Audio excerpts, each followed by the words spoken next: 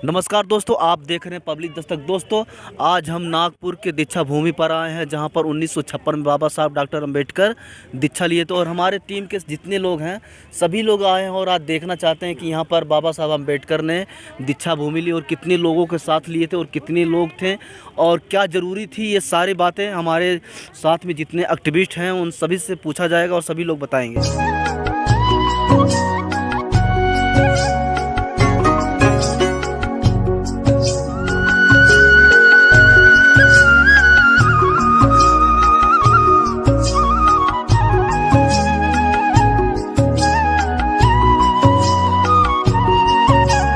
25 दिसंबर से हमारी ये धम्म यात्रा संघ चालू है। सांची स्तूप और बाबा साहब अम्बेडकर जन्मस्थली नासिक कालाराम मंदिर होते हुए और बॉम्बे में चैत्य भूमि, पैगोडा, गेटवे इंडिया और भीमा कोरे गांव से होते हुए कोरे गांव से अजंता लोरे गुफाएं भी गए थे और वहां से अकोला में रेस्ट किया। और आज हम दीक्षा भूमि में पहुंचे हैं, जिस 14 अक्टूबर 1956 को बाबा साहब डॉक्टर अम्बेडकर ने 10 लाख लोगों के साथ बौद्ध धर्म स्वीकार किया था और हिंदू धर्म का त्याग किया था। तो हमारी पूरी बस जो 25 दिसंबर से चालू है आज दीक्षा भूमि पहुंची है और 7-8 तारीख को हम दिल्ली पहुंचेंगे। ये बाबा साहब डॉक्टर अंबेडकर को बौद्ध धर्म अपनाने की क्या ज़रूरत पड़ी जब हिंदू धर्म में रहते हुए? क्योंकि बौद्ध धर्म की जो विशेषता है उसमें बंधुता, न्याय, स्वतंत्रता और समानता है। और इसी कारण बाबा साहब डॉक्टर अम्बेडकर ने 14 अक्टूबर 1956 को ये बुद्ध धर्म को ग्रहण किया था। अंबेडकर को मुस्लिम लीग के लोगों ने भी उनको अपने धर्म में शामिल होने के लिए कहा था। फिर क्यों बौद्ध धर्म ही ऐसा धर्म है कि उनको बौद्ध धर्म अपनाना पड़ा? क्योंकि बाबा साहब ने दुनिया को, सारे देश की व्यवस्था को देखा, हर धर्मों को जांचा परखा, लेकिन आखिर बुद्ध धर्म को ही उन्होंने ग्रहण किया। क्योंकि इसके अंदर पूरी उसमें मानव जाति का बहुजन हित के लिए, बहुजन सुख के का कल्याण छुपा हुआ है। इसलिए बाबा साहब ने ये 14 अक्टूबर 1956 को बुद्ध धर्म को ग्रहण किया था। डॉक्टर अंबेडकर को दुनिया के तमाम धर्मों के लोगों ने उनको सारी सुविधाएं देने के तैयार थे और यहाँ तक कि मुस्लिम लीग के लोग खुद के आए थे कि हम हमारे धर्मों में आओ, हम सारी व्यवस्थाएं आपको देंगे, आप इधर उधर भटकने की जरूरत। तो बौद्ध धर्म ही क्यों ऐसा धर्म था कि वो उनको बौद्ध धर्म ही अपनाए बाबा साहब? डॉक्टर अंबेडकर विश्वविख्यात व्यक्ति थे, बहुत अध्ययन करता थे, बहुत जानकार थे। विदेश जो मुस्लिम धर्म की बात आती है तो ये धर्म हमारी भारत की धरा पर पैदा नहीं हुआ, ये भी बाहर के देशों से आया है। और दूसरे जो अन्य धर्म हैं वो भी बाहर से आए हैं। बाकी रहा गौतम बुद्ध का धर्म इस भारत वर्ष की भूमि पर ही पैदा हुआ। दूसरी बात, दोनों में और अन्य धर्मों में इनमें बड़ी मतलब अंतर है कि अन्य धर्मों में मानव को एक समान नहीं समझा जाता, लेकिन यहाँ छोटे से बड़े सब एक समान होते हैं। इसमें कोई ढोंग, आडंबर और अंधविश्वास का कोई जगह नहीं है, आत्मा परमात्मा की कोई जगह नहीं है। इसमें सर्वोपरि मानव के इर्द गिर्द ही बौद्ध धर्म घूमता है। तो बाबा साहब डॉक्टर अम्बेडकर यदि मुसलमान बन जाते तो वो भी धर्म विदेशी था और अन्य धर्म भी। मुस्लिम धर्म हमारे देश का नहीं है, बाहर से आया। और ईसाई धर्म भी हमारे देश का नहीं है, बाहर से आया। ऐसा भी ये भी कहा जाता है कि डॉक्टर अंबेडकर ने कुछ किताबों और पुस्तकों में कहा है कि मुझे इस्लाम धर्म इसलिए कबूल नहीं किया क्योंकि उस हिंदू धर्म और इस्लाम धर्म में कोई फ़र्क नहीं था। नहीं, बहुत फ़र्क है, दोनों में बहुत फ़र्क है। फिर भी हिंदू धर्म इस्लाम धर्म में कोई फ़र्क नहीं बहुत, दोनों में बहुत फ़र्क है। अब पहला फ़र्क तो यही है कि एक मस्जिद बनाता है, एक मंदिर बनाता है, एक अल्लाह कहता है, एक ईश्वर कहता है। सारा अंतर है। और कौन सा अंतर आपको दिखाई नहीं देता? बिल्कुल अंतर है। लिबास में अंतर है, उनके प्रार्थना में अंतर है, सब कुछ है मतलब ये। लेकिन डॉक्टर अंबेडकर ने जो देखा कि गौतम बुद्ध का धर्म इतना सबको समानता का अधिकार मिला इसके अंदर, इसलिए बाबा साहब डॉक्टर अंबेडकर ने इस धर्म को कबूल किया। इस धर्म के मामले में आप क्या कहना चाहते हैं? ये बुद्ध धर्म में मानव को समान समझा गया है, चाहे स्त्री हो या पुरुष हो। और समता, मैत्री, भाईचारा की बात कही गई है। लेकिन और धर्मों में ये बात कही गई है कि इसको मानोगे तो मुक्ति मिल जाएगी, जबकि भगवान बुद्ध ने ये कहा है कि मुक्ति का मार्ग मैं बता सकता हूँ, चलना आपको खुद ही होगा। इसी तरह से जो भी धर्म है वो एक लोभ देते हैं, मुक्ति चाहिए तो हमारे धर्म में आ जाओ, हमारे नियम संस्कारों को करो, लेकिन भगवान बुद्ध ने जो बताया है वो मार्ग बताया है, और इसीलिए जो है कि भगवान बुद्ध का निष्पक्ष रूप से जो है कि समता, मैत्री, भाईचारा और सहिष्णुता का धर्म है। इसी में मानव जो है का सुखी और संपन्न रह सकता है। इसका आस पड़ोस सुखी नहीं, वो समाज या घर सुखी नहीं रह सकता, जबकि भगवान बुद्ध ने यही बताया है कि खुद भी सुखी रहो और दूसरों को भी अपनी तरह सुखी रखो। धर्म है या धम है, क्या है आप?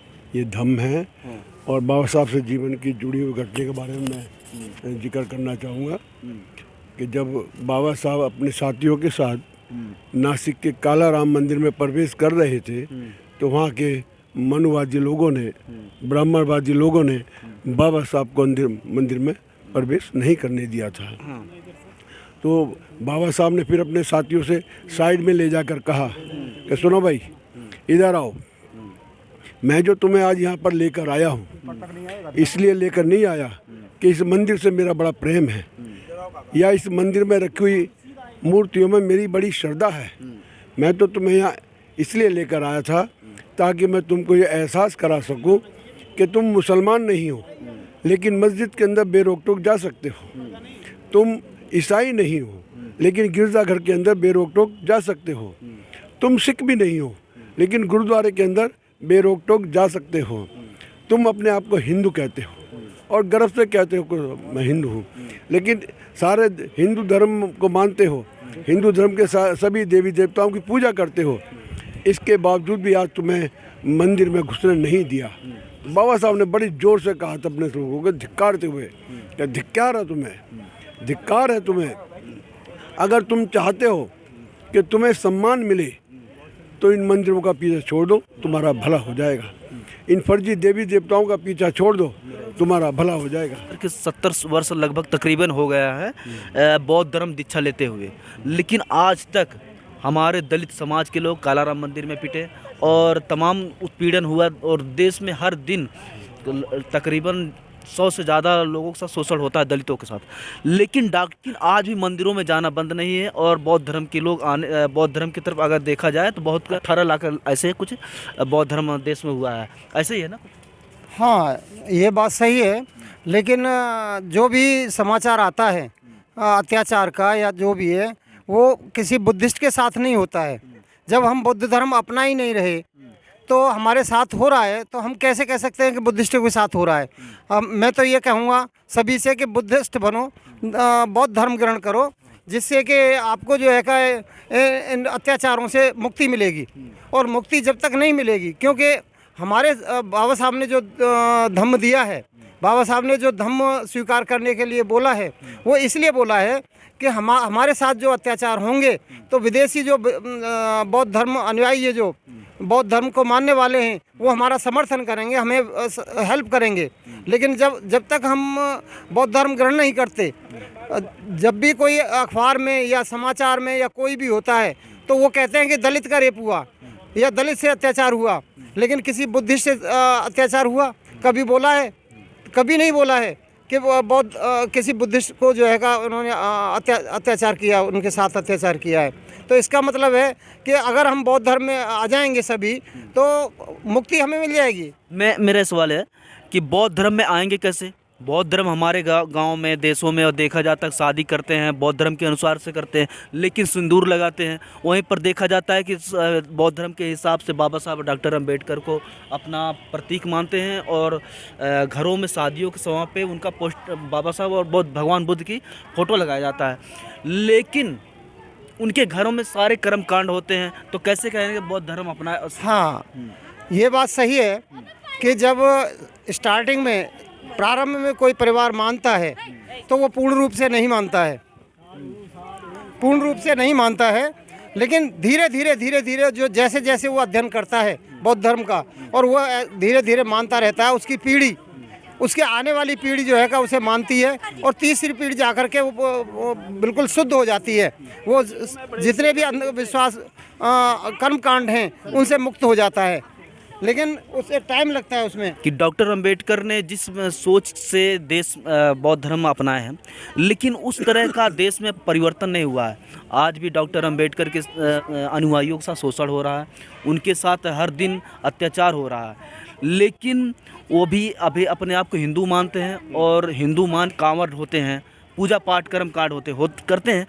तो वो कहते हैं मैं बौद्ध हूँ, फिर उसके बाद कांवड़ होते हैं। किस प्रकार के हिंदू हैं, किस प्रकार के बौद्धिस्ट हैं? देखिए, मैं इस बारे में ये कहना चाहूँगा, ये बोला कि पावन भूमि में बाबा साहब डॉक्टर अंबेडकर ने ये पवित्र प्रतिज्ञा की थी कि मैं हिंदू धर्म में पैदा हुआ, ये मेरे बस में नहीं था, लेकिन मैं हिंदू धर्म में मरूंगा नहीं। आखिरकार ऐसी बात इतने महान विद्वान व्यक्ति को क्यों कहनी पड़ी? लेकिन बहुत से बौद्धिस्टों को मैं सामने कर दूं कि दारू पीते हुए देखा हूं मैंने।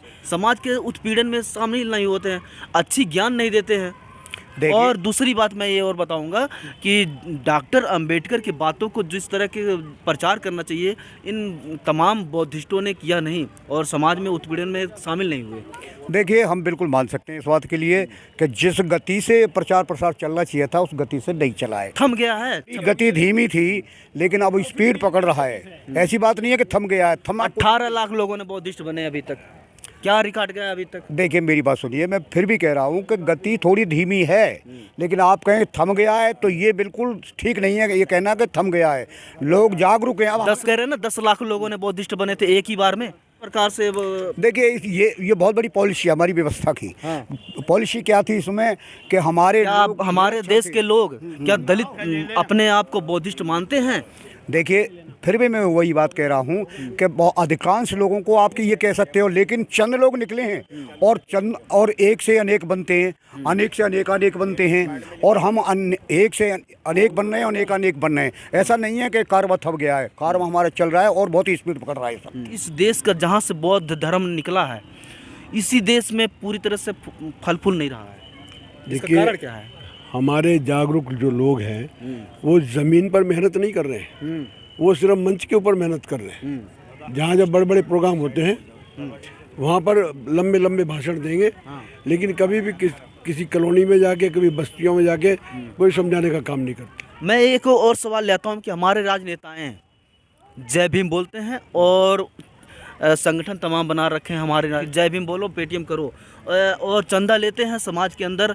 हम घूम रहे हैं देश भर में, देख रहे हैं कि आप भी घूम रहे हैं, और आज हमने महाराष्ट्र में देखा, महाराष्ट्र में घूमा, और वहाँ के लोग, महाराष्ट्र के लोगों ने जिस प्रकार से विकास अपने लोगों के लिए कर रहे हैं, और गरीब लोगों के लिए घर झोपड़ी चंदे, अपने चंदे से, सरकार के चंदे से नहीं कर रहे हैं। लेकिन यूपी बिहार के लोग जय भीम बोलते हैं, पेटीएम करो, अपने जेब में भर रहे हैं और राजनेता बन रहे हैं, अपने लोगों को पहचान रहे हैं। इसमें क्या कहेंगे भाई? जितनी सामाजिक क्रांति महाराष्ट्र में आई है हम देखते ही बनता है, हर घर पे तिरंगा मिलता है, और यूपी में इतनी जागृति नहीं आई है। यूपी के लोग मेहनत नहीं कर रहे। लेकिन सरकार हमने बनाया ना 4-4 बार, 4-4 सरकार बनाया, लेकिन सरकार ने अपना काम किया है। हमारे लोग, आपको नहीं लगता कि हमारे लोग टांग खींचा? जो सरकार, बहन जी की सरकार बनी, मायावती की सरकार बनी उत्तर प्रदेश में, उन्होंने बहुत अपना इतिहास रच दिया है। बुद्ध धर्म के उसमें बहुत काम किया उन्होंने। 2 शांतिपूर्ण बुद्ध विहार बनाए, जो बहुत बड़े बड़े बुद्ध विहार हैं। लेकिन गरीब तबके लोग आज भी गरीब हैं, उनके लिए कोई सोचता नहीं है। अपने खुद के समाज के लोग टीबी भी खो जा रहे हैं, और अब जब 14 अप्रैल को कहते हैं कि बाबा तेरा मिशन पूरा हम सब मिलकर करेंगे पूरा, और जब 14 अप्रैल आता है तभी लोग याद करते हैं, उसके बाद 365 दिन सो जाते हैं, बस तभी याद करते हैं। तो बाद में ये किस प्रकार से मिशन पूरा हो रहा है यूपी बिहार के दलितों को, उससे मैं पूछना चाहता हूँ और आपसे पूछना चाहता हूँ। जमीन पर काम नहीं करते हैं, जरूरत है जमीन पर काम करने की। नहीं, पेटीएम करने के लिए सिर्फ ये लोग संगठन बना रखे हैं, इसका आप बताओ। देखो, इतना भी आप एकदम निराधार सारा आरोप नहीं लगा सकते हैं। लोग काम जागरूक काम कर रहे हैं। और रही बात मतलब महाराष्ट्र की, तो देखो, ये महाराष्ट्र में बाबा साहब का गृह जनपद है।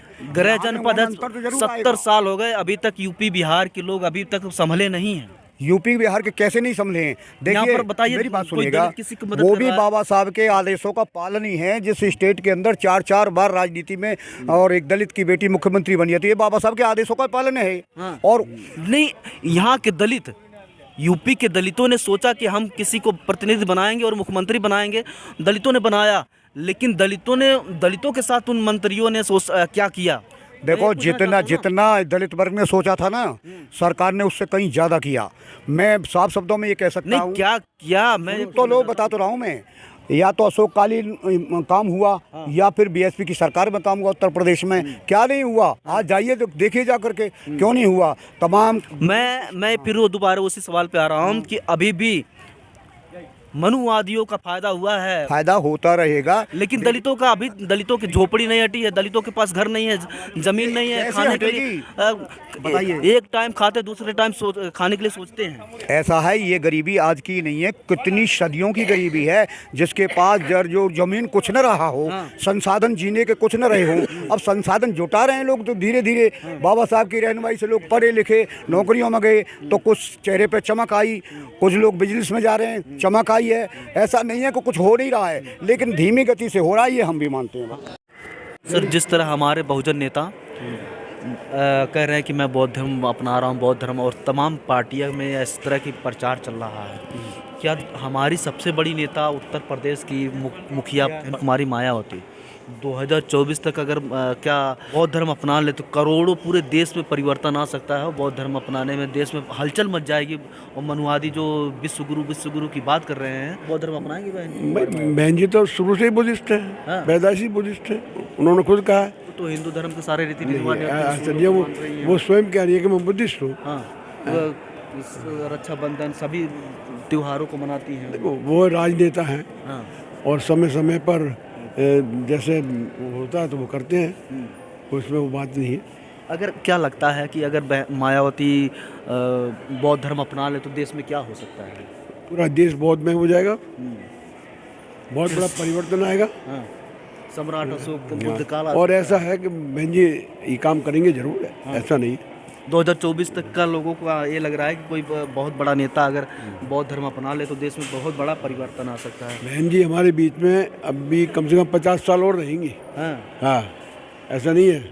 बहन जी स्वस्थ है एकदम, बिल्कुल स्वस्थ निरोग हैं, और उनके जो करोड़ों अनुयायी बहन जी के जो समर्थक हैं उनके साथ में हैं। आपको क्या लगता है कि मायावती कभी बौद्ध धर्म अपनाएंगे? बिल्कुल अपनाएंगे मायावती, बिल्कुल। हमें तो लग रहा है। कैसे लग रहा है आपको? बिल्कुल लग रहा है। पहले भी ये बात, वो तो सो गई हैं। पहली बात, अरे किसने कह दिया सो गई? मतलब दलितों की पिटाई अरे हो रही है। नहीं, ऐसा कुछ नहीं बहन है, बेटियों का ऐसा अत्याचार कुछ निकलती नहीं है। मायावती ऑटोमेटिकली ही बुद्धिस्ट है। कैसे बुद्धिस्ट के सारे काम ही बुद्धिस्ट के किए। उन सारी जितनी स्मृतियाँ बनाई हैं, सब बौद्ध की बनाई। स्मृतियाँ बनाए, लेकिन ब्राह्मणों के साथ अपने लेके कैसे बौद्धिस्ट? अरे आप इसका गणित अलग है। हमारी संख्या है कितनी? उन लोगों की परसेंट का हिसाब तो देखिए, कम से कम 15% कोई भी सरकार नहीं बना सकता। तो इसलिए भी मतलब सबका कुछ करना पड़ा। और फिर पार्टी का जो है मतलब हिसाब किताब है, सर्वजन सुखाय सर्वजन सुखाय।